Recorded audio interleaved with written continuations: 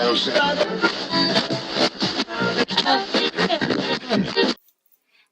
and good morning to everybody that is tuning in to KDKA. It's a great morning here in Chicago. The weather today is a high of 27 and a low of 13.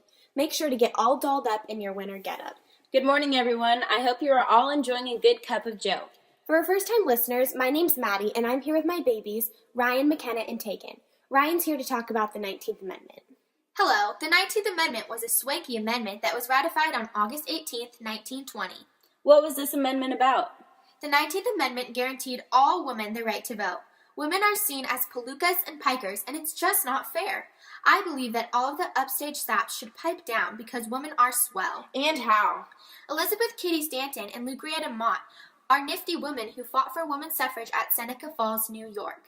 They know one's business and are very educated about women obtaining rights. Because of them, the 19th Amendment was passed in Congress. Atta girl. Luckily, women were working more, receiving a better education, bearing fewer children, and several states had authorized female suffrage. This is a keen transformation in lifestyle for women. Don't you all agree?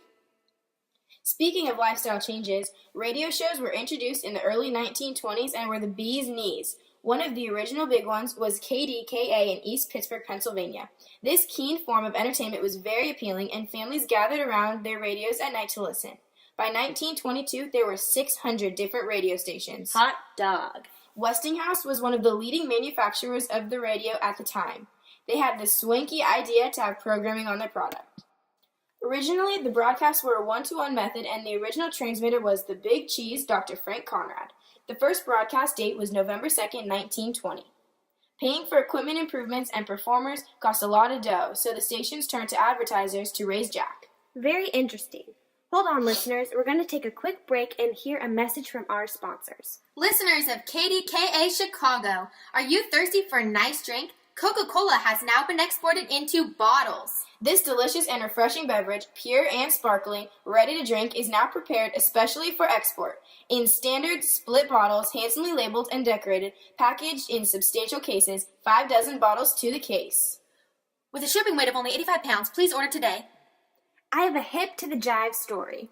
Let's hear it, Mads. On April 15th, 1922, Mr. John Kendrick set into motion something that could quite possibly be the most important investigation of the Senate's.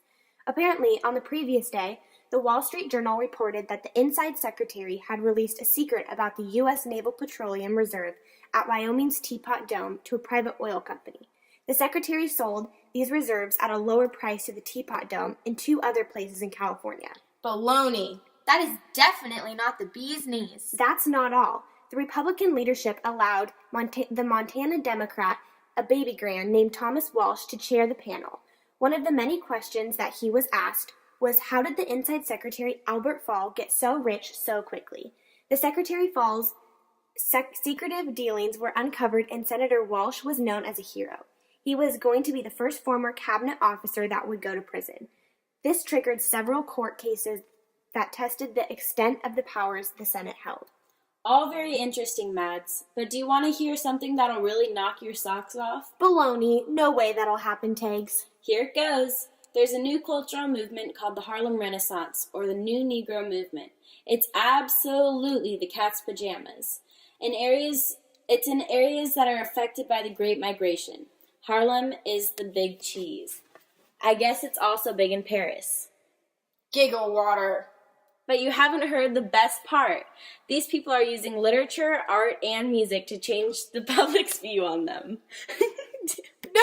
They use these forms of art to demand equality and improve their humanity.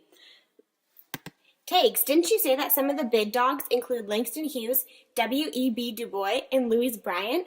Isn't that nifty? Well, that's all, folks. We'll be back tomorrow at 7. Have a ritzy day. This is KDKA signing off.